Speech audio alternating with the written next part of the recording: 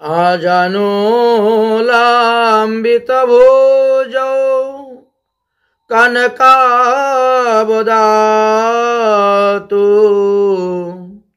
সংকীর্তনৈকপিতরো কমলায়তাক্ষু বিশ্বাম্বর দ্বিজবর যুগধর্মপালো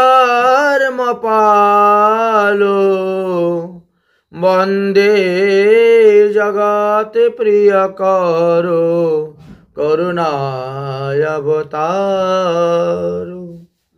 নমো ত্রিকালসত্তায় জগন্নাথ সুতায় চ সবিত্রায় সপুত্রায় সকলত্রায় তে নমঃ। প্রেমে ঘূর্ণিত নয়ন পূর্ণিত চঞ্চল মৃদুগতি নিন্দিত বদন মণ্ডল চাঁদ নিরমল বচন অমৃত খণ্ডিত অসীম গুণ জনে তারিলে জগ জনে মোহে কাহে করো বঞ্চিত জয়তি জয় বসু জাহ্নবা প্রিয় দেহি মে সপদান্তিকম দেহি মে সপদান্তিকম। बोलो नित्यानंद प्रभु की जय। नित्यानंद जयंती की जय। 552तम नित्यानंद प्रभुर आविर्भाव तिथि की जय। जय जय श्री राधे श्याम निताई गौर हरि हरि ओ। शुद्धि भक्तबृंदगण এই পর্যন্ত আমরা 8টি পর্বতে নিত্যানন্দ প্রভুর জীবনী নিয়ে আস্বাদন করেছি। এবার আমরা 9ম পর্বতে প্রবেশ করেছি।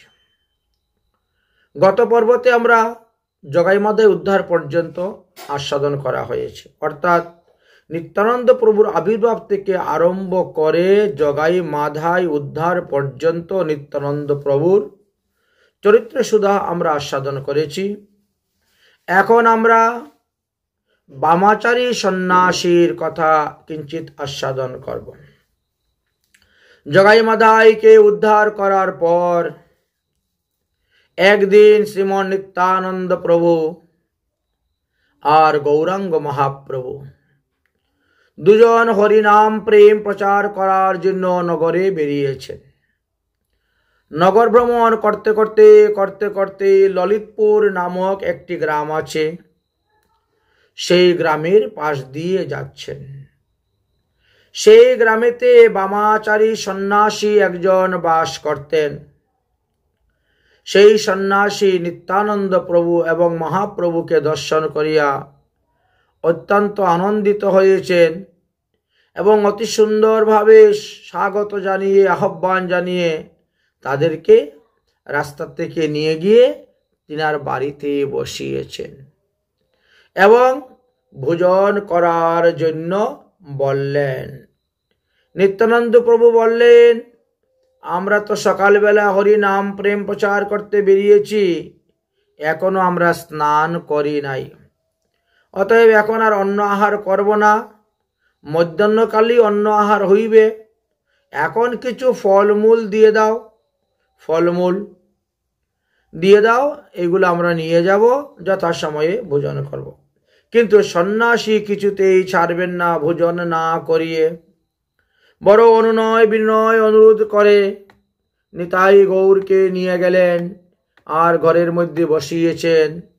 বসিয়ে তিনি বলছেন, ফলমূল তো আমি দিবই, আপনারা অবশ্যই ভোজন করে যাবেন। আচ্ছা, যখন বসেছেন এদিকের ওদিকের কথা, ইষ্টগোষ্ঠীর কথা আলোচনা হচ্ছে। আলোচনা করতে করতে সেই সন্ন্যাসী বলছেন, শুনহ শ্রীপাদ কিছু আনন্দ আনিব, তোমাহেন অতিথি বা আমি কোথায় পাইব। তোমাদের মতন অতিথি পাওয়া বড় বিরল, তাই হে শ্রীপাদ একটু আনন্দ আনব। নিত্যানন্দ প্রভু এবং মহাপ্রভু বলেন যে ঠিক আছে, তাহলে আপনার আনন্দ নিয়ে আসুন, আমরা স্নান করতে যাচ্ছি, স্নান করে এসেই ভোজন করব। সন্ন্যাসী তখন খই, চিরা, মুড়ি, দই, দুধ, আম ইত্যাদি ফল 2 থালি ভর্তি করে দুজনকে দিয়েছেন। দুজন ভোজন করতে বসেছেন। এমন সময় সন্ন্যাসী ঠারে ঠারে নিত্যানন্দ প্রভুকে বলছেন, এই আনন্দটা কি এখন এনে দিব? আনন্দটা কি এখন এনে দিব? তা শুনে নিত্যানন্দ বলছেন, আপনি যদি এখন আনন্দ নিয়ে আসুন তাহলে আমরা কিন্তু ভোজন করিব না। এখন আনন্দ আনবেন না, এখন আমাদেরকে ভোজন করতে দাও। আচ্ছা, মহাপ্রভু কিন্তু এই শব্দের অর্থটা কিছুই বুঝতে পারলেন না। মহাপ্রভু কানে কানে নিত্যানন্দকে বলছেন, কি ব্যাপার, এই সন্ন্যাসী বারবার কেন বলে একটু আনন্দ আনবো, একটু আনন্দ আনবো, আনন্দ আনবো, আনন্দ আনবো, তার মানেটা কি বুঝতে পারলাম না তো। নিত্যানন্দ প্রভু বলেন, বুঝলেন না, আনন্দ মানে হলো মদ, একটু মদ আনবো নি, সে জিজ্ঞাসা করতেছে। চৈতন্য ভাগবতের মধ্যলীলায় 19 অধ্যায়ের 92 নম্বর 93 নম্বর শ্লোকেতে আলোচনা করা আছে। মহাপ্রভু বলেন, কি আনন্দ বলে সন্ন্যাসী, তার তো অর্থ কিছু বুঝতে পারছি না। নিত্যানন্দ বলে, মদিরা হেন বাসি, মদ আনার কথা বলতেছে। যেই মদের নাম শুনেছেন মহাপ্রভু, অমনি বিষ্ণু বিষ্ণু বিষ্ণু বিষ্ণু করে উঠে দৌড়, আর এর বাড়ির সেবা গ্রহণ করা যাবে না। ভোজনই করলেন না, ভোজন করতে বসলেন, সঙ্গে সঙ্গে উঠে চলে গেলেন মদের নাম শোনা মাত্রই। মহাপ্রভু নিত্যানন্দ প্রভু দুজন চলে গেলেন, গঙ্গা সাঁতার দিয়ে পার হয়ে অদ্বৈত প্রভুর গৃহে গিয়ে উপস্থিত হইলেন। এবার চিন্তা করতে পারছেন, যারা মদ পান করে তো তারা মহাপ্রভু সেবা কিভাবে করবে, আর মহাপ্রভুর নাম প্রেমই বা কিভাবে বিতরণ করবে। কিন্তু আজকালকের কীর্তনীদের এমন অবস্থা, এরা মদ খেয়েই আসরে উঠে কীর্তন করতে। মহাপ্রভু যে মদের নাম শোনা মাত্র বিষ্ণু বিষ্ণু বিষ্ণু বিষ্ণু বলে সেই বামাচারী সন্ন্যাসীর গৃহ ত্যাগ করে তিনি চলে গিয়েছিলেন। যদিও বেদেতে মদের কথা লেখা আছে, কিন্তু ওখানে লেখা আছে সৌত্রামিনী যজ্ঞতে একমাত্র মদের ব্যবহার আছে, আর কোথাও মদের কোনো ব্যবহার নাই। কিন্তু সৌত্রামিনী যজ্ঞতে যে মদের ব্যবহার দিয়েছেন, ওখানে কিন্তু কোনো যজমানও সেই মদ খেতে পারবে না, পুরোহিতও সেখানের মদ খেতে পারবে না। এটা একমাত্র যজ্ঞের ক্ষেত্রে ব্যবহার করা হয়। যজমান সেটাকে মদের ঘ্রাণটা শুধু নিয়ে থাকেন, তারপরে সেই মদকে ফেলে দেওয়া হয়। সৌত্রামিনী যজ্ঞ ছাড়া আর কোথাও বেদেতে মদের ব্যবহারের কথা পাওয়া যায় না। সেখান থেকে তারপরে অদ্বৈত প্রভুর গৃহে গিয়ে উপস্থিত হলেন। অদ্বৈত প্রভুর গৃহেতে গিয়ে সেখানে ভোজন করলেন, বিশ্রাম করলেন, তারপর চলে আসলেন। নিত্যানন্দ প্রভু কাজী উদ্ধারের সময়ও কিন্তু উনি যথেষ্ট নেতৃত্ব গ্রহণ করেছিলেন। মহাপ্রভুর এই হরিনাম প্রেম প্রচার যখন করতে শুরু করলেন, যখন হরিনাম প্রেম নগরে নগরে কীর্তন করতে শুরু করলেন, রাজপথে কীর্তন করতে শুরু করলেন, তখন কিছু পাষণ্ডী নাস্তিক ব্রাহ্মণগণ, এদেরকে ব্রাহ্মণ বলা যায় না, এরা ভুবি ব্রাহ্মণ বা পতিত ব্রাহ্মণ, তারা হরিনামের বিরোধিতা, মহাপ্রভুর বিরোধিতা, ভক্তির বিরোধকারী ছিলেন তারা। তাই সেই ভুবি ব্রাহ্মণ, সেই পতিত ব্রাহ্মণ, সেই নাস্তিক ব্রাহ্মণগণ তারা তখন কাজীর কাছে গিয়ে বিচার দিলেন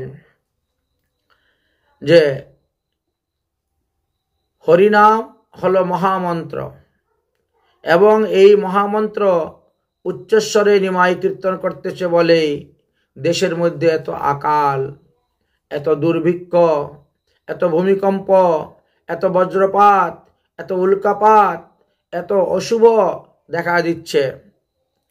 অতএব আমরা তো বলে বন্ধ করতে পারতেছি না, তাই আপনার শরণাপন্ন হয়েছি।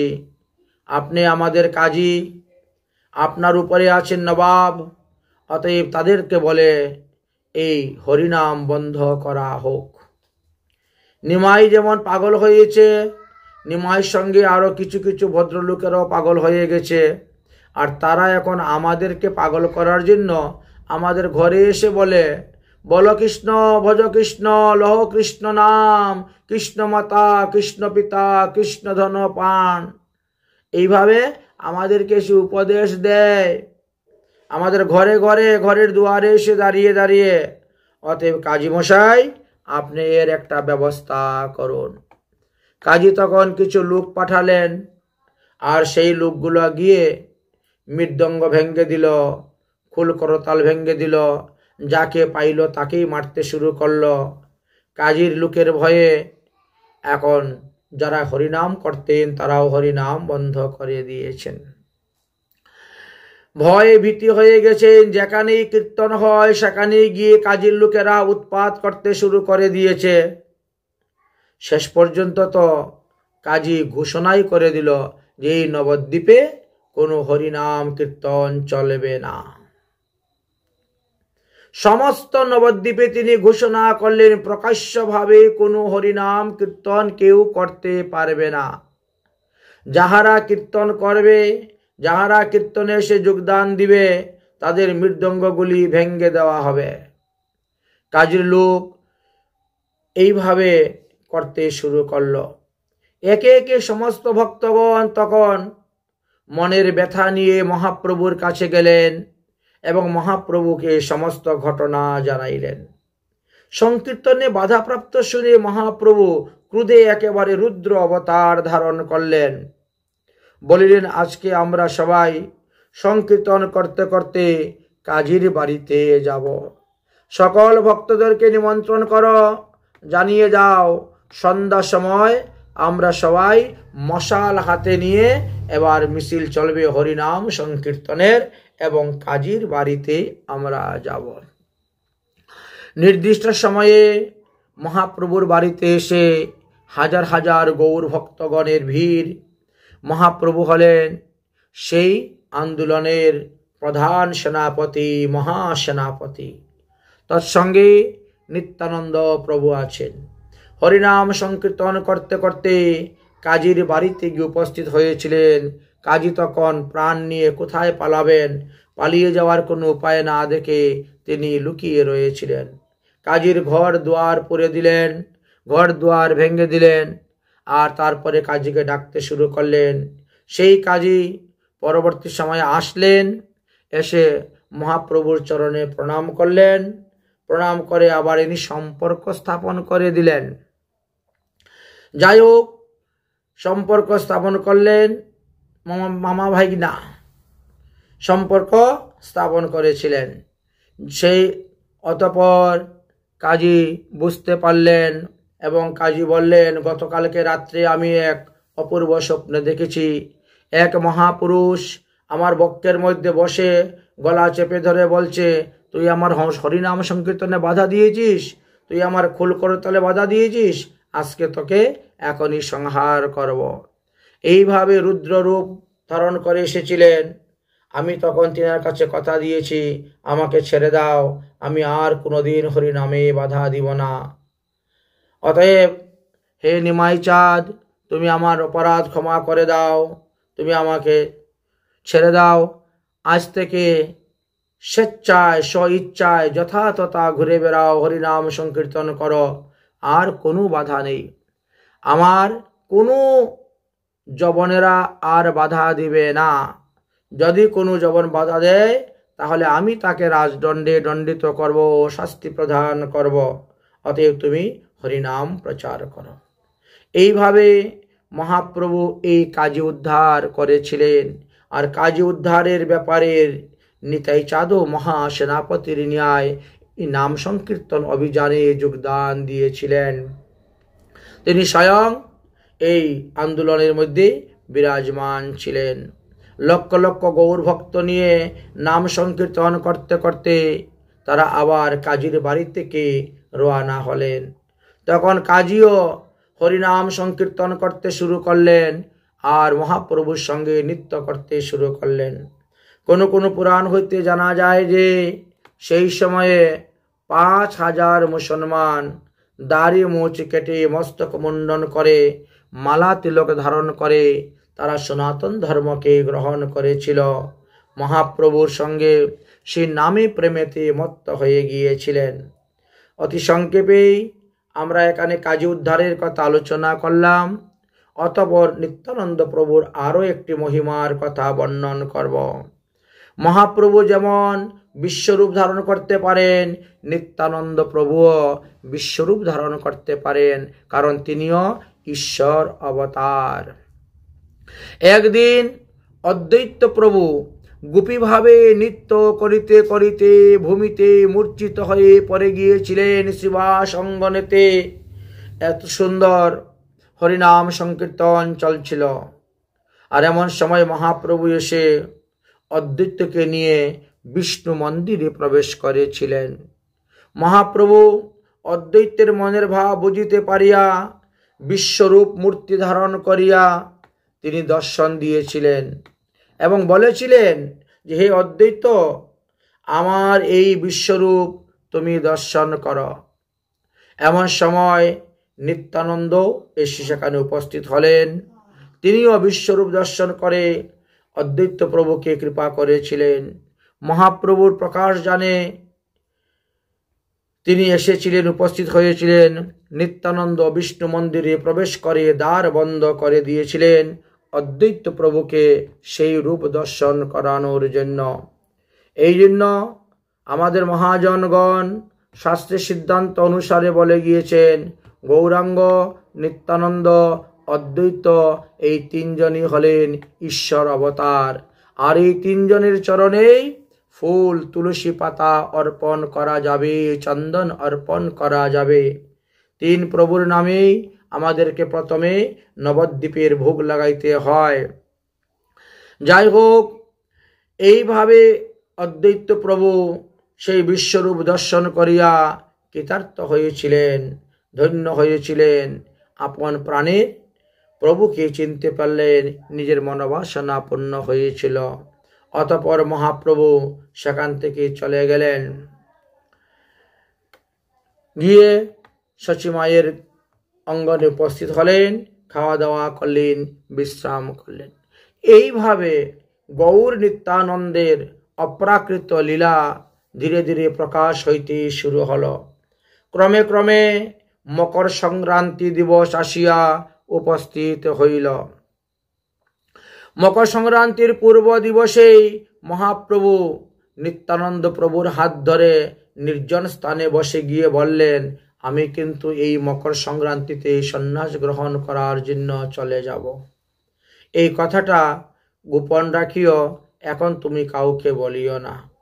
তবে আমার প্রিয় ভক্ত মুকুন্দ, চন্দ্রশেখর, ব্রহ্মানন্দ, গদাধর এদেরকে তুমি ডেকে নিয়ে আসো, আমার বিশেষ কিছু কথা আছে।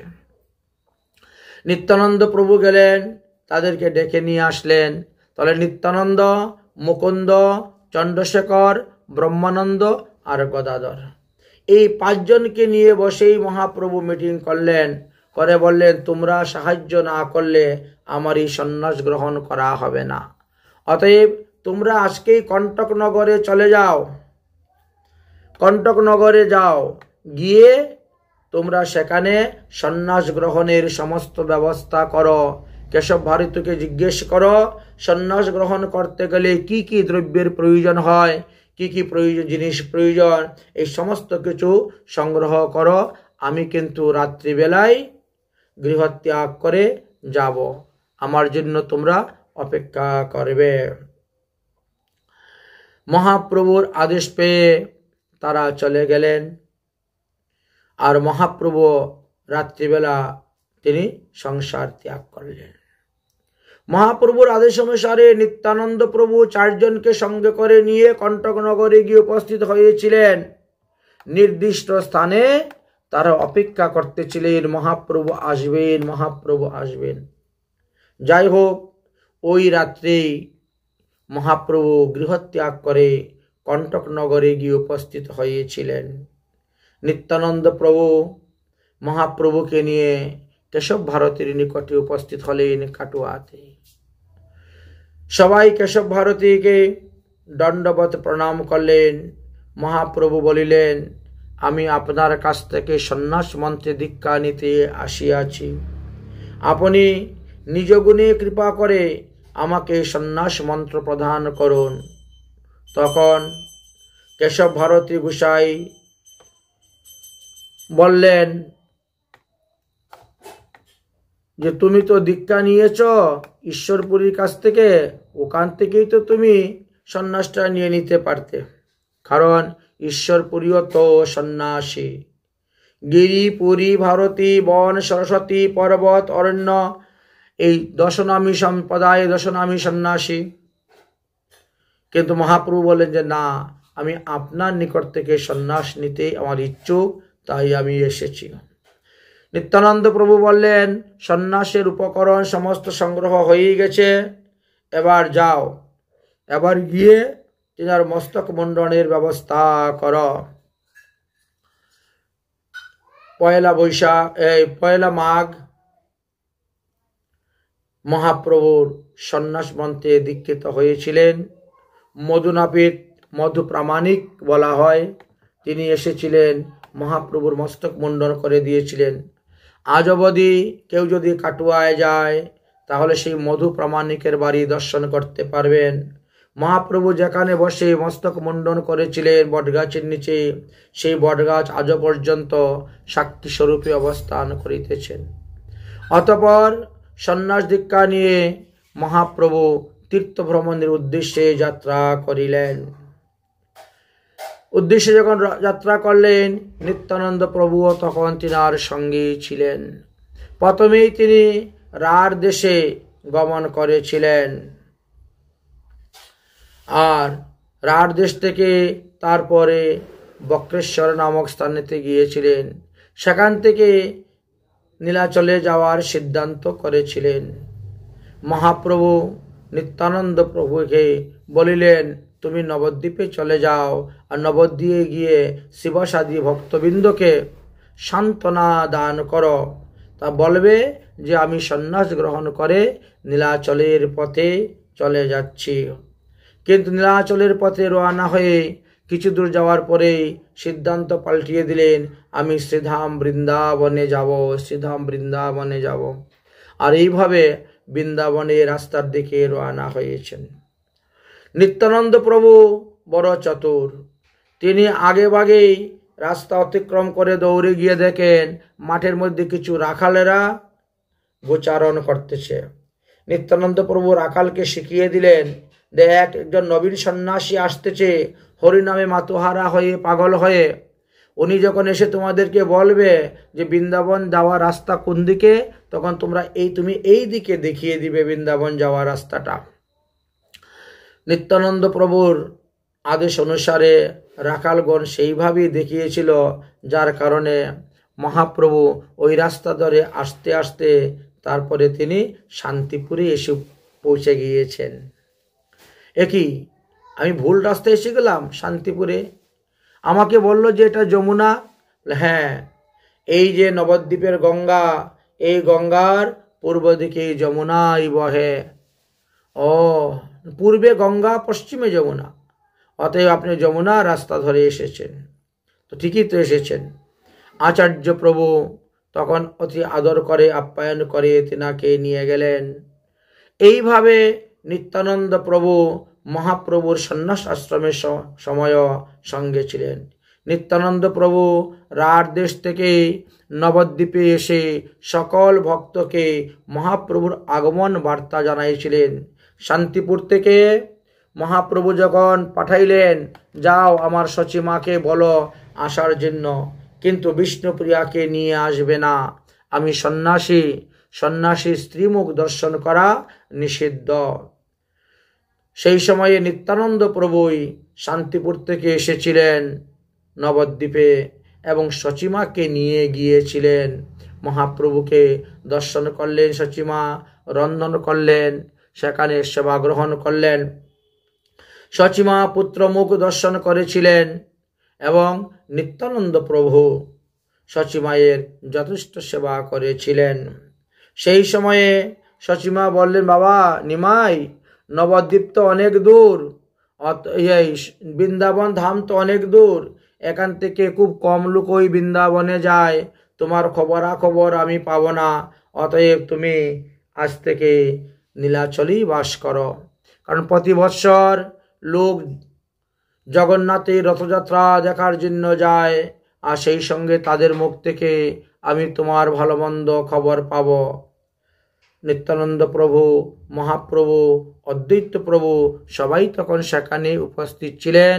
মহাপ্রভু স্বীকার করে নিলেন, ঠিক আছে মা, তোমার আদেশ অনুসারে আমি নীলাচলেই স্থায়ীভাবে বাস করব। অতঃপর সচিমা রন্ধন করলেন, মহাপ্রভু সমস্ত ভক্তদেরকে নিয়ে সেবা গ্রহণ করেছিলেন। আর তারপরের দিন মহাপ্রভু নিত্যানন্দ, গদাধর, ব্রহ্মানন্দ, জগদানন্দ প্রভৃতি ভক্তদেরকে নিয়ে বললেন, তাহলে এবার নীলাচলের উদ্দেশ্যে রওনা হোক। তাহলে নিত্যানন্দ প্রভুও নীলাচলে যাওয়ার সময় মহাপ্রভুর সঙ্গী ছিলেন। যেহেতু আমরা নিত্যানন্দ প্রভুর জীবনী কথা আস্বাদন করতেছি, তাই যেখানে যেখানে নিত্যানন্দ প্রভুর ভূমিকা আছে সেখানেই আমরা বিশেষ করে আলোচনা করে যাচ্ছি। মহাপ্রভু একের পর এক তীর্থ ভ্রমণ করতে করতে নীলাচলের অভিমুখে রওনা হয়েছেন। ধীরে ধীরে তিনি কমলাপুর নামক গ্রামের থেকে উপস্থিত হয়েছেন। সেই কমলাপুর গ্রামের পাশ দিয়েই ভাগরি নামে একটি নদী প্রবাহিত হইতেছে। মহাপ্রভু সেই নদীতে স্নান করলেন, জলপান করলেন, আর তারপরে এক ব্রাহ্মণের বাড়িতে অতিথি হইলেন। সেই দিন মধ্যাহ্নকালে তিনি এক শিব মন্দিরে গিয়ে নৃত্য গীত করলেন, আর করতে করতেই তিনি ভাবাবিষ্ট হয়ে গেলেন। ভাবাবিষ্ট হয়ে গেছেন। এইবার মহাপ্রভু জগদানন্দকে বলছেন, জগদানন্দ, তুমি আমার এই সন্ন্যাসের দণ্ড আর কমণ্ডলুটি রাখো, আমি এখন যাচ্ছি কপোতেশ্বর মহাদেবকে দর্শন করার জন্য, আর সেখান থেকে আরও এক ব্রাহ্মণের বাড়িতে যাব ভোজন করতে, সেখান থেকে ভোজন করে আসব, তারপরে বিকালবেলা আমরা নীলাচলের দিকে রওনা হব। এই বলে জগদানন্দের হাতে দণ্ড কমণ্ডলু দিয়ে মহাপ্রভু কপোতেশ্বর মহাদেব দর্শন করার জন্য রওনা হয়েছেন। এমন সময় নিত্যানন্দ প্রভু জগদানন্দকে বললেন, মহাপ্রভুর দণ্ড কমণ্ডলু আমার কাছে দাও, মহাপ্রভুর দণ্ডটা আমার কাছে দাও। জগদানন্দ তখন নিত্যানন্দ প্রভুর হাতে মহাপ্রভুর দণ্ড দিয়ে দিলেন, আর তিনিও প্রসাদ পাওয়ার জন্য রওনা হয়ে গেলেন। সেই সুযোগে নিত্যানন্দ প্রভু ওই মহাপ্রভুর সন্ন্যাস দণ্ডকে হাতে নিয়ে প্রেমাবেশে তিনি দণ্ডের সঙ্গে কথা বলতে শুরু করলেন। শ্রী চৈতন্য চরিতামৃত গ্রন্থের মধ্যলীলার পঞ্চম অধ্যায়ে এই বিষয়ে বিস্তারিতভাবে আলোচনা করা আছে। দণ্ড হাতে করি হাসে নিত্যানন্দ রায়, দণ্ডের সহিত কথা কহেন লীলায়, অহে দণ্ড আমি যারে বহি হৃদয়ে, সে তোমারে বহিতেছে এত যুক্তি নহে। এত বলে বলরাম পরম প্রচণ্ড, ফেলিলেন দণ্ড ভাঙ্গিয়া করিয়া তিন খণ্ড করে ভেঙ্গে দিলেন। চৈতন্য ভাগবতের অন্তলীলার দ্বিতীয় অধ্যায়ের 231 নম্বর পয়ার হইতে 262 নম্বর পয়ার পর্যন্ত এই দণ্ড ভঙ্গলীলাকে নিয়ে বৃন্দাবন দাস ঠাকুর মহাশয় খুব সুন্দর বর্ণন করে গিয়েছেন। নিত্যানন্দ প্রভু এইভাবে প্রেমের আবেশে দণ্ডের সঙ্গে কথা বলতে বলতে মহাপ্রভুর সন্ন্যাস দণ্ডটিকে ভেঙ্গে তিনি ভাগরী নদীর জলের স্রোতে ভাসিয়ে দিলেন। কমলপুর থেকে মহাপ্রভু তো ভাবাবেশ চলছেন, তিনার কোনো হুঁশই নেই, আমার দণ্ড কোথায় আছে আর কমণ্ডল কোথায় আছে, কোনো হুঁশ নেই। কিন্তু মহাপ্রভু যখন 18 নালাতে এসে পৌঁছিলেন তখন মহাপ্রভুর আবেশটা একটু কমে গেল। বাহ্য জ্ঞান তিনি ফিরে পেয়েছেন। এবার তিনি দণ্ডকে খুঁজতে, আমার দণ্ড কোথায় গেল, দণ্ড কোথায় গেল বলে তিনি খুঁজতে শুরু করেছেন। নিত্যানন্দ প্রভু বলে, দণ্ড কি আর আছে? দণ্ড তো ভেঙ্গে 3 টুকরা হয়ে গেছে। কেন দণ্ড ভেঙ্গে 3 টুকরা হবে কেন? বলে, আপনি যখন ভাবাবেশে নৃত্য করেছিলেন, কেরে বারবার আছাড় খেয়ে পড়ে যাচ্ছেন, দণ্ড তো আমার হাতে ছিল, আমি আপনাকে ধরতে গিয়ে দণ্ড সহই আপনাকে নিয়ে পড়ে গেলাম, আর দুজনের ভারে কি আর দণ্ড মানতে পারে? দণ্ড ভেঙ্গে 3 খণ্ড হয়ে গেছে। আমার তো একমাত্র সম্বল দণ্ড সন্ন্যাসীর, আর সেটাও ভেঙ্গে গেল? বলে, হ্যাঁ, তোমার আমার দুজনার ওজনে দণ্ড ভেঙ্গে 3 খণ্ড হয়ে গেছে। দেখো, আপনি তো সন্ন্যাসী, ভারতী সম্প্রদায়ের সন্ন্যাসীরা 3 দণ্ড ধারণ করেন, আর আপনি 1 দণ্ড নিয়ে ঘুরে বেড়াচ্ছেন। এই জন্যই মনে হয় ভগবত ইচ্ছায় 1 দণ্ড ভেঙ্গে 3 দণ্ড হয়েছে। মহাপ্রভু, ঠিক আছে, তাহলে আমার 3 দণ্ডই দাও, 3 দণ্ড তো আমার হাতে রাখতে হবে। নিত্যানন্দ বলছেন, হায় হায়, দণ্ড কি আর আছে? সেই দণ্ড ভেঙ্গে যখন 3 খণ্ড হয়েছে তখন আমি ভাগরী নদীর জলের মধ্যে ভাসিয়ে দিয়েছি। ভাগরী নদীর জলের মধ্যে ভাসিয়ে দিয়েছি। মহাপ্রভু অন্তরে সন্তুষ্ট হইল, বাহ্যেতে তিনি ক্রোধ প্রকাশ করছেন, বাহ্যে ক্রোধ প্রকাশ করছেন।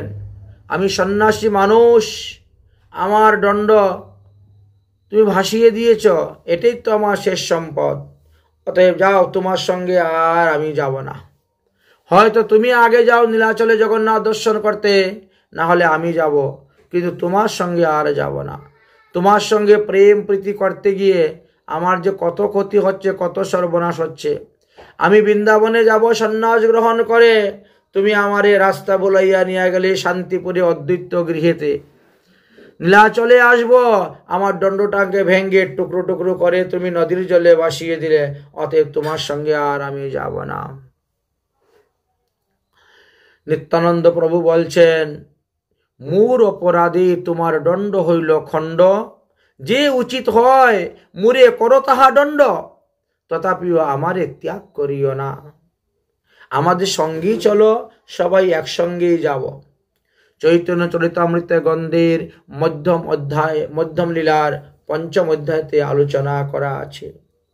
আমি অপরাধ করেছি, আমি তোমার দণ্ড ভেঙ্গেছি, অতএব তোমার যা উচিত তাই তুমি আমাকে দণ্ড দাও। মহাপ্রভু বললেন, এটাই হলো তোমার দণ্ড। হয়তো তুমি আগে যাও জগন্নাথ দর্শন করতে, না হলে আমি যাব জগন্নাথ দর্শন করতে, কিন্তু তোমার সঙ্গে আমি যাব না। দুজন একসঙ্গে যাওয়া যাবে না। এবার সিদ্ধান্ত কি করবে সেটা তুমি বলো।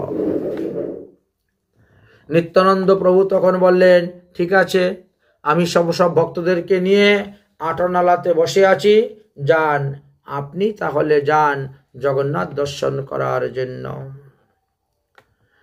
মুকুন্দ বললেন, ঠিক আছে, তুমি আগে যাও, আমরা পরে যাইব। তখন মহাপ্রভু 18 নালা হইতে একাই নীলাচলের অভিমুখে রওনা হলেন শ্রী জগন্নাথ দর্শন করার জন্য। হাঁটতে হাঁটতে 18 নালা হইতে জগন্নাথ মন্দিরে গিয়ে উপস্থিত হয়েছেন। অতঃপর শ্রীমন নিত্যানন্দ প্রভু সদল বলে তারা পিছনে ধীরে ধীরে হাঁটতে শুরু করেছেন। মহাপ্রভু যখন আসলেন জগন্নাথ মন্দিরে, জগন্নাথ দর্শন করে প্রেমবিবল হয়ে নৃত্য করতে করতে জগন্নাথকে আলিঙ্গন করার জন্য যখন ছুটতে গেলেন, দৌড়তে শুরু করলেন, আর তখনই তিনি বাহ্য জ্ঞান হারা হয়ে ভূমিতে পড়ে গেলেন। অষ্টসাত্ত্বিক বিকার ভাব উদয় হয়ে গেল। এই মন্দিরে যারা পাণ্ডা ছিল, পরিচার ছিল, তারা চিন্তা করলেন এ আবার কোথা থেকে পাগল এসেছে, হাসে কান্দে নাচে গায়, কি উৎপাত শুরু করেছে মন্দিরের মধ্যে, তাকে হাতে পায়ে ধরে সবাই বাইরে বের করে দাও।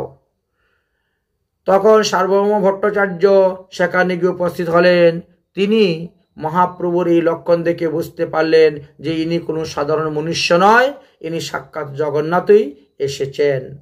তাই তিনি বললেন, খবরদার হে পাণ্ডাগণ, পরিচাগণ, তোমরা কেউ তাকে ধরবে না, ছুবে না। আমার শিষ্য যারা আছেন সবাই মিলে ইনাকে ধরে স্কন্ধে করে আমার বাড়িতে নিয়ে যাও। মহাপ্রভুকে সার্বভৌম ভট্টাচার্যের গৃহেতে নিয়ে যাওয়া হয়েছে। মহাপ্রভুর তখনও বাহ্যদশা ফিরে পাচ্ছে না। নিত্যানন্দ প্রভু সদল বলে জগন্নাথ মন্দিরে আসলেন, আর আসার পরে সমস্ত ঘটনা শুনতে পেলেন। অতঃপর মহাপ্রভুর সঙ্গে সাক্ষাৎ করার জন্য তখন রওনা হলেন সার্বভৌম ভট্টাচার্যের বাড়িতে। সেখানে যাওয়ার পরে মহাপ্রভুর সঙ্গে সাক্ষাৎ হলো এবং মহাপ্রভুকে নিয়ে সমুদ্রেতে স্নান করতে গেলেন, জল খেলা করলেন। প্রতিটি কার্যেতেই নিত্যানন্দ প্রভু ছিলেন। ফাল্গুন চৈত্র এই 2 মাস কাল মহাপ্রভু পুরীতে অবস্থান করেছিলেন, নিত্যানন্দ প্রভুও সেখানে অবস্থান করেছিলেন। বৈশাখ মাসের প্রথম দিকে মহাপ্রভু দক্ষিণ দেশ ভ্রমণ করার জন্য তিনি এবার বাহির হইবেন। নিত্যানন্দ প্রভু বললেন, আমি তো দক্ষিণ দেশ ভ্রমণ করেছি, আমার প্রতিটি রাস্তা ঘাট জানা আছে, অতএব আমি তোমার সঙ্গে যাইব। মহাপ্রভু বললেন, না, তোমাকে সঙ্গে করে নিয়ে গেলে আমার কার্যসিদ্ধি হইবে না। আমি তোমাকে সঙ্গে নিয়ে যাব না, এমনকি অন্য কাউকে সঙ্গে করে নিয়ে যাব না। আমি একাই ভ্রমণ করিব, রমতে রাম। অতএব সন্ন্যাসী মানুষ আমি একাই ভ্রমণ করিব। নিত্যানন্দ বলছে, আমি তো সব রাস্তা জানি, এই জন্য কোন কোন রাস্তা দিয়ে গিয়ে কোন কোন তীর্থ দর্শন করতে হয় আমি গেলে আপনার ভালো হইবে। মহাপ্রভু বলছেন, তোমাকে আমি ভালো করেই জানি, তুমি মুখে বলবে এক আর কাজে করবে আর, অতএব তোমাকে সঙ্গে করে নিয়ে যাওয়া যাবে না। মনে নাই পূর্ব ঘটনাগুলা? বৃন্দাবনে আমি যাব, তুমি আমাকে অদ্বৈত গৃহে নিয়ে গেলে শান্তিপুরে, তুমি আমার দণ্ড ভেঙে দিলে, অতএব আমি আর তোমাকে সঙ্গে করে নিয়ে যাব না। সন্ন্যাস করিয়া আমি চলিলাম বৃন্দাবন, তুমি আমার লইয়া গেলে অদ্বৈত ভবন। নীলাচলে আসিতে ভাঙ্গিলে মোর দণ্ড, তোমার সবার গাঢ় স্নেহেতে আমার কার্য ভঙ্গ। অতএব আর আসক্তি সহিত তোমাদেরকে ভালোবাসতে যাব না, তোমাদেরকে আর এইভাবে তো গাঢ় স্নেহ করব না। তোমাদেরকে গাঢ় স্নেহ করতে গিয়ে আমার সমস্ত ধর্মকর্ম নষ্ট হয়ে যাচ্ছে।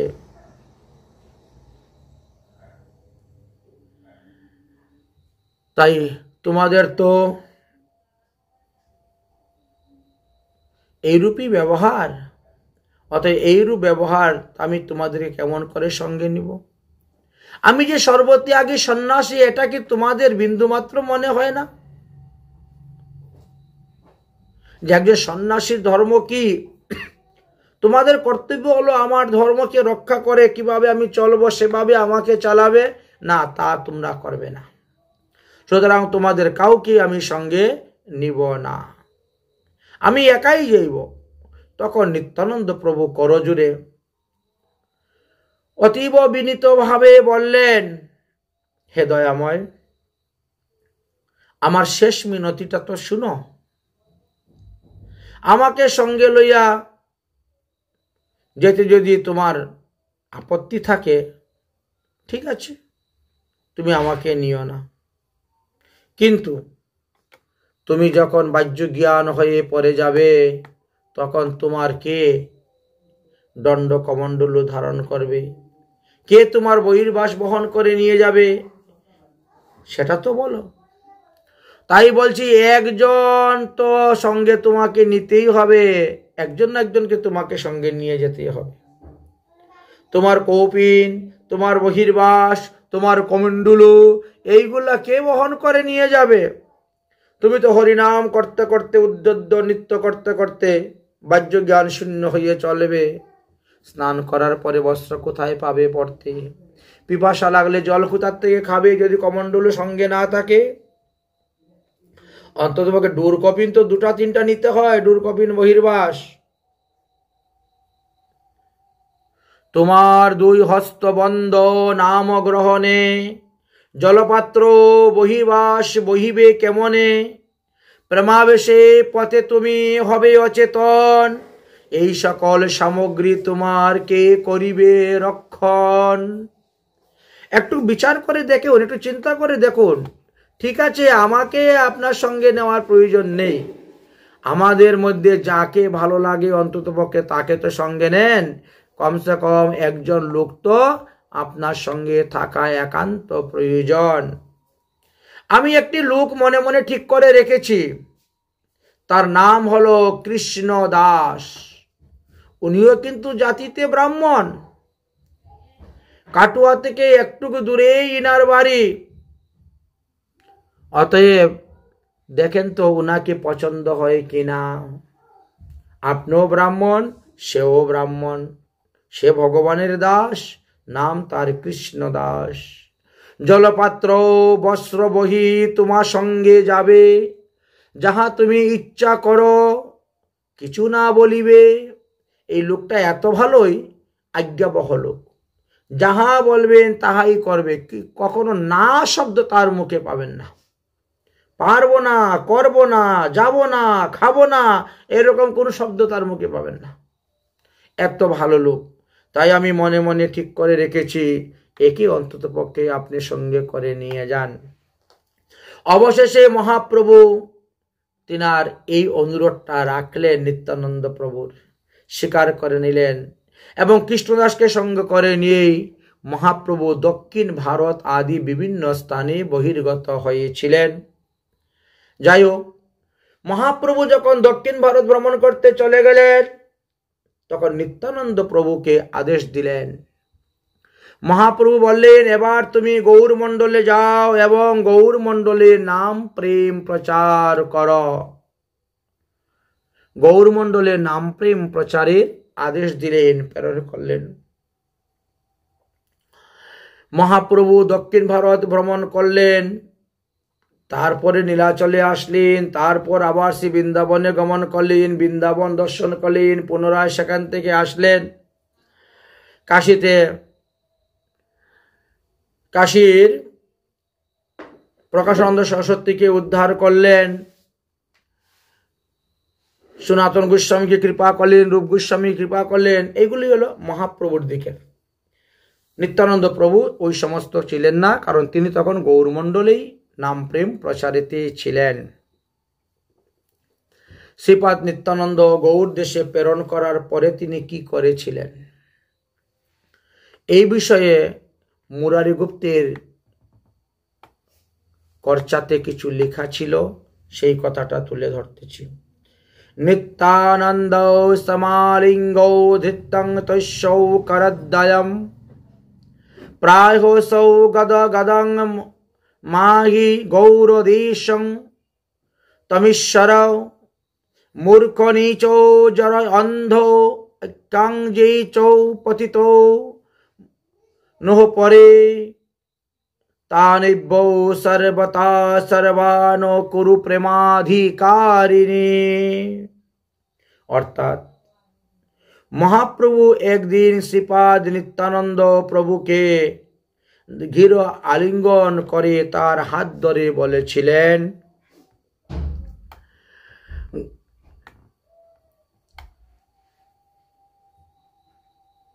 হে ঈশ্বর, হে শ্রীপাদ, আপনি গৌর দেশে গমন করুন। সেখানে যত মূর্খ যত নীচ জাতি আছেন, যত জড়, যত অন্ধ, যত পতিত আছেন, এই সমস্ত অধমদেরকে তুমি উদ্ধার করো। তাদেরকে কৃষ্ণ নাম প্রেমের অধিকারী করো। অযোগ্য পাত্রকে যোগ্য পাত্র করো, অবৈষ্ণবকে বৈষ্ণব বানাও, অসাধুকে সাধু বানাও, অধার্মিকদেরকে ধার্মিক বানাও। তুমি যাও, তুমি না গেলে এই কার্য সাধন হইবে না। এইভাবে মহাপ্রভু আদেশ দিয়েছিলেন।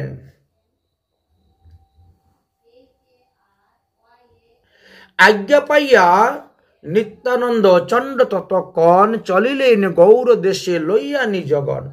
তাহলে মহাপ্রভু যেমন দক্ষিণ ভারতের দিকে চলে গেলেন, আর নিত্যানন্দ প্রভু মহাপ্রভুর আদেশে তিনিও নীলাচল থেকে পুনরায় গৌর মণ্ডলে এসে উপস্থিত হয়েছিলেন। নিত্যানন্দ প্রভুর সঙ্গে রামদাস, গদাধর, রঘুনাথ, এই গদাধর গদাধর দাস। কারণ মহাপ্রভু নীলাচলে যাওয়ার পরে পঞ্চতত্ত্বের মধ্যে যে গদাধর ছিলেন, সেই গদাধর কিন্তু নীলাচলেই স্থায়ীভাবে থেকে গেলেন, তিনি আর কোথায়ও গেলেন না। তিনি ক্ষেত্র সন্ন্যাসী হয়ে গিয়েছিলেন এবং একটি বাগান হইতে মহাপ্রভু গোপীনাথের বিগ্রহকে প্রকট করে সেবা পূজার ভার দিয়েছিলেন গদাধর পণ্ডিতের কাছে। তাই গদাধর পণ্ডিত তিনি জগন্নাথপুরীতে অবস্থান করতে শুরু করলেন। তাই এইখানে যে এই পয়ারের মধ্যে গদাধর বলা হয়েছে, ইনি হলেন গদাধর দাস। রঘুনাথ, কৃষ্ণদাস, পুরন্দর প্রভৃতি ভক্তবৃন্দকে সঙ্গ নিয়ে গৌরদেশের অভিমুখে যাত্রা করিলেন। সমস্ত রাস্তায় শুরু হলো নাম সংকীর্তন। হরিনাম সংকীর্তন বিতরণ করতে করতে ভাবে বিভোর হয়ে তিনি কখনো রাস্তার ডাইন দিকে, কখনো রাস্তার বাম দিকে চলে যেতেন, রাস্তা ভুলে এদিক ওদিকে চলে যেতেন, কখনো বামে কখনো ডাইনে, কিন্তু যেদিকেই যান না কেন সেখানেই যত গ্রাম পেতেন সবাইকেই নাম প্রেমী তিনি প্রচার করিতেন। পথে যত লীলা করিলেন নিত্যানন্দ কে বর্ণিতে পারে? কারণ নিত্যানন্দের সমস্ত লীলাই তো অনন্ত লীলা। চৈতন্য ভাগবতের অন্তলীলার পঞ্চম অধ্যায়ের 250 নম্বর পয়ারেতে বলছেন, পথে যত লীলা করিলেন নিত্যানন্দ কে বর্ণিবে, কে জানাবে? এই সকল অনন্ত অনন্ত অনন্ত লীলা করেছিলেন।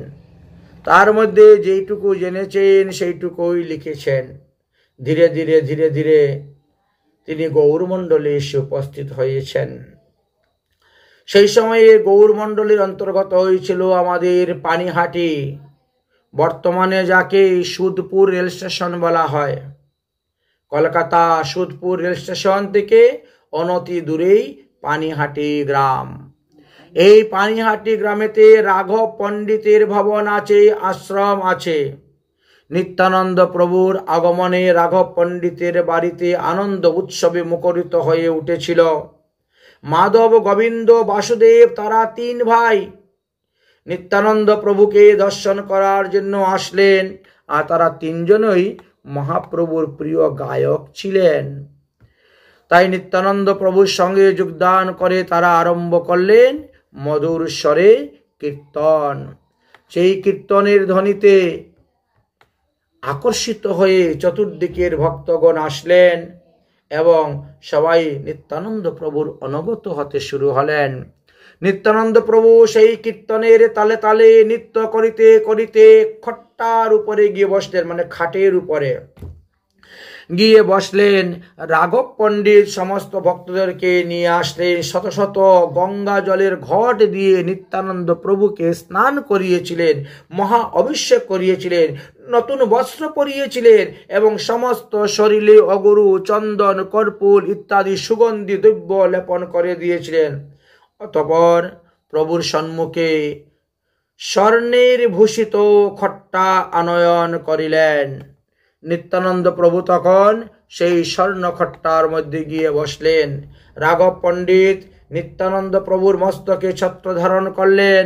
ভক্তগণ হরিধ্বনি করিতে লাগিলেন। তখন নিত্যানন্দ প্রভু রাঘব পণ্ডিতকে বললেন যে তুমি কদম ফুলের মালা আনিয়া আমাকে পরাও। কিন্তু রাঘব পণ্ডিত বললেন, প্রভু এখন তো কদম ফুলের সময় নয়, এই সময়ে তো কদম ফুল ফুটে না, কদম ফুলের মালা আমি কোথায় পাইব?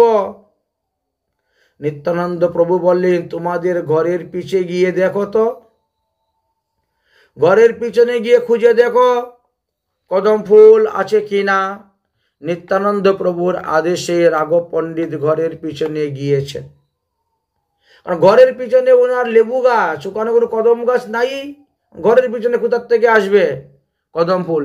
কিন্তু গিয়ে দেখেন লেবু গাছের মধ্যে অজস্র পরিমাণ কদম ফুল ফুটে বসে আছে।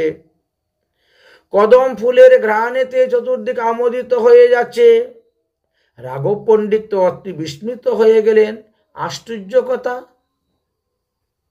যে লেবু গাছের মধ্যে কদম ফুল ফুটেছে। এমনই ঐশ্বর্য প্রকাশ করে দেখিয়েছিলেন। কারণ আজকালকার লোক তো চমৎকার না দেখলে নমস্কার করে না, তাই নিত্যানন্দ প্রভু মধ্যে মধ্যে একটু চমৎকারই দেখাতেন।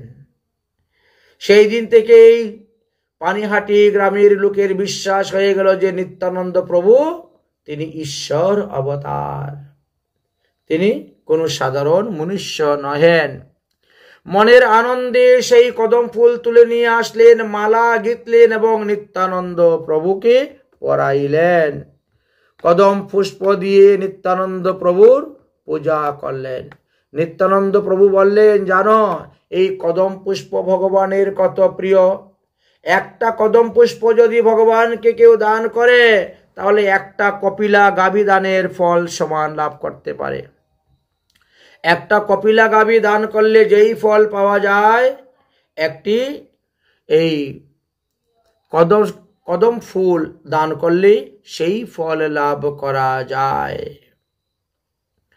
অতঃপর নিত্যানন্দ প্রভু বলছেন, আচ্ছা বলো তো তোমরা আর কোনো গন্ধ কি পাইতেছ? ভক্তগণের মধ্যে কেউ কেউ বলছে, হ্যাঁ প্রভু, দমনক ফুলের গন্ধ পাওয়া যাচ্ছে, দমনক ফুলের সুগন্ধ অনুভব হচ্ছে আমাদের।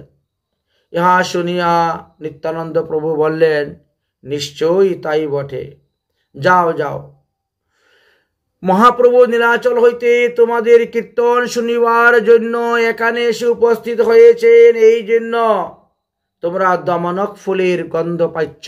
কারণ মহাপ্রভুর গলাতে এখন দমনক ফুলের মালা আছে, দুদুল্যমান, তাই মহাপ্রভু এসেছেন, তাই তোমরাও সেই গন্ধ পাচ্ছ।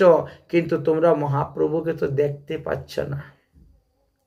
মহাপ্রভু প্রতিদিন 4 স্থানেতে উদয় হন, এই রাঘব ভবনে, নিত্যানন্দের নর্তনে, শিবাস অঙ্গনে আর সচির রন্ধনে। এই 4 জায়গাতে প্রতিদিন তিনি প্রকট হয়ে থাকেন। যারা ভাগ্যবন্ত তারাই দর্শন করতে পারেন। এই জন্য তো আমাদের মহাজনগণ বলে গিয়েছেন, অদ্যপিও সেই লীলা করে গৌর রায়, কোনো কোনো ভাগ্যবানে দেখিবারে পায়। এখনো সেই লীলা চলতেছে। সুতরাং তোমরা উচ্চস্বরে কীর্তন করো, কীর্তন করো। তোমাদের কীর্তনের ধ্বনিতে সন্তুষ্ট হয়ে মহাপ্রভু এসেছেন তোমাদের কীর্তন রস আস্বাদন করার জন্য। অত নিরন্তর কৃষ্ণ গুণগান কীর্তন করো। তোমাদের দেহ, মন, আত্মা সব এই প্রেম রসের দ্বারা পরিপূর্ণ করে দাও। নিত্যানন্দ প্রভুর আদেশ পেয়ে কীর্তন আরো জমাট হয়ে গেল, শুরু হয়ে গেল। এই রূপে পানিহাটি গ্রামে থাকি 3 মাস নিত্যানন্দ প্রভু করলেন ভক্তির অবিলাস, ভক্তির প্রচার করলেন, প্রকাশ করলেন। এক গ্রামের মধ্যে দেখেন 3 মাস প্রভু 3 মাস কীর্তন করে পানিহাটি গ্রামকে ধন্য করে দিলেন। পানিহাটি গ্রামেতে প্রেমের বন্যা ছুটছে। এবার গঙ্গা জলের বন্যা নয়, প্রেমের বন্যা, হরিনামের বন্যায় সমস্ত লোক ভাসতে শুরু করলেন। সবাই ভক্ত হয়ে গেলেন, গৌর ভক্ত। যত প্রকার পাপী পাষণ্ডী ছিল পানিহাটি গ্রামের সবাইকে নিত্যানন্দ প্রভু উদ্ধার করলেন। একদিন প্রভু সমস্ত শরীরে স্বর্ণ অলঙ্কার পরেছেন, পায়ের মধ্যে রূপার রজত নপুর পরেছেন, দেহের মধ্যে শুক্ল বস্ত্র পরিধান করেছেন, আর পার্শ্বদ গণের সহিত নগর সংকীর্তনে তিনি বেরিয়েছেন। নিত্যানন্দ প্রভুর চরণের তালে তালে নপুরও বাজতে শুরু হয়েছে। সেই তালে তালে প্রভু নাচে, হেলে দুলে, নপুর বাজে তালে তালে। তাই জাহ্নবীর অর্থাৎ গঙ্গা নদীর দুই কূলকে ধন্য করে করে তিনি রওনা হয়েছেন। জাহ্নবীর দুই কূলে যত গ্রাম ছিল, যত গৃহ ছিল, যত গৃহস্থ ছিল, নিত্যানন্দ প্রভু সবাইকে নাম প্রেম দিয়ে ধন্য করেছিলেন। নিত্যানন্দ প্রভু গ্রামের যত শিশুগণ ছিল তাদেরকেও কীর্তনের আনন্দে নৃত্য করে নাচিয়েছিলেন। এক এক গ্রামেতে যাচ্ছেন, 3 মাস করে অবস্থান করে সেই গ্রামের সবাইকে ধন্য করছেন। এই 3 মাস কেউই আহার করছে না, আহার নেই, নিদ্রা নেই, শুধু নিত্যানন্দ প্রভুর সঙ্গে নর্তন কীর্তন নিয়েই সব ব্যস্ত আছেন। সবাই প্রেম সুধা খেয়ে তারা তাদের জড়জগতের ক্ষুধা পিপাসা নিবৃত্ত হয়ে গিয়েছিল। তাই নিত্যানন্দ প্রভুর সঙ্গে তারাও প্রেমেতে নৃত্য করতে লাগলো। শেষ পর্যন্ত নিত্যানন্দ প্রভু সেই সময় শিশুদেরকে তারপরে নিজের হাতে তিনি অন্ন সেবা দিয়েছিলেন, অন্ন ভোজন করিয়েছিলেন। কারণ নিত্যানন্দ প্রভু অধিকাংশ সময়েই সেই ব্রজের বলদেব ভাবে থাকতেন, তাই শিশুদেরকে তিনি ব্রজের গুপ বালক মনে করতেন। পানিহাটি গ্রামে যত হইল প্রেম সুখ, চারি বেদ বর্ণিতে সে শৈবে কৌতুক। বেদ পর্যন্ত বর্ণন করতে চান এই প্রেম। তাই পানিহাটি গ্রামে তিনি কত প্রেম সুখ বিতরণ করেছিলেন তা বলার মতো নয়। এক দণ্ডে নিত্যানন্দ করিলেন যত, তাহা বর্ণিবার শক্তি কার আছে কত। যত যত লেখকগণ কবিগণ বিভিন্ন গান রচনা করেছেন, বিভিন্ন পদ রচনা করেছেন, বিভিন্ন গ্রন্থ রচনা করেছেন, কেই বা কটা নিত্যানন্দ প্রভুর মহিমার কথা লিখে গিয়েছেন। কারণ এক দণ্ডেতে তিনি, এক দণ্ড সমান 24 মিনিট, এক দণ্ডে নিত্যানন্দ করিলেন লীলা যত, তাহা বর্ণিবার শক্তি কার আছে কত। তাই দয়াল নিতাই চাঁদ আজ তিনি প্রেম বিতরণ করতে এসেছেন। তাই তার কাছে কোনো জাতপাত নেই, কোনো বর্ণ বিশেষ নেই, কোনো জাতপাত নেই। বিদ্যা বুদ্ধি, পণ্ডিত সুপণ্ডিত, জ্ঞানী মূর্খ, মহৎ ক্ষুদ্র, ব্রাহ্মণ অব্রাহ্মণ, শূদ্রাদি সকলকে তিনি হরি নাম প্রেমের, হরি ভজনের অধিকার দিলেন। এমনকি যে হিংসক মুসলমানগণ যবন, তাদেরকে পর্যন্ত তিনি প্রেম দান দিয়েছিলেন, কৃপা করেছিলেন। নিত্যানন্দ প্রভুর কৃপাতে অনেক যবন সনাতন ধর্ম গ্রহণ করেছিলেন, হরিনাম সংকীর্তন করিতেন, মালা তিলক ধারণ করিতেন। তারাও হিংসা দ্বেষ সব ভুলে গিয়েছিলেন। তারাও পরম ভক্ত হয়ে নিত্যানন্দ প্রভুর সঙ্গে নর্তন কীর্তন করেছিলেন। সত্য কৃষ্ণ ভাবময় যাহার শরীরে, অগ্নি সর্প ব্যগ্র তারে লঙ্ঘিতে না পারে। নিত্যানন্দ প্রভুর তিনি তো ঈশ্বর অবতার, কিন্তু যে সমস্ত ভক্তদের মধ্যে কৃষ্ণ প্রেম উদয় হয়ে গিয়েছে, বলে অগ্নিও তার কোনো ক্ষতি করতে পারে না, সর্প তার কোনো ক্ষতি করতে পারে না, ব্যগ্র তার কোনো ক্ষতি করতে পারবে না, এমনকি দুষ্ট প্রকৃতির মনুষ্যগণ তার কোনো ক্ষতি করিতে পারিবে না। এইভাবে নিত্যানন্দ প্রভু পানিহাটি গ্রামেতে অবস্থান করলেন 3 মাস। অতঃপর আগামী পর্বতে আমরা আলোচনা করব যে নিত্যানন্দ প্রভুর কৃপা লাভ করার জন্য রঘুনাথ দাস গোস্বামী পাদ এসেছিলেন, যাকে কেন্দ্র করে দণ্ড মহোৎসব হয়েছিল। এই দণ্ড মহোৎসবে নিত্যানন্দ প্রভুর অবদান আগামী পর্বতে আলোচনা করব। আজকের মতন ভগবতী কথায় এখানেই বিশ্রাম। নিত্যানন্দ প্রভু কি জয়।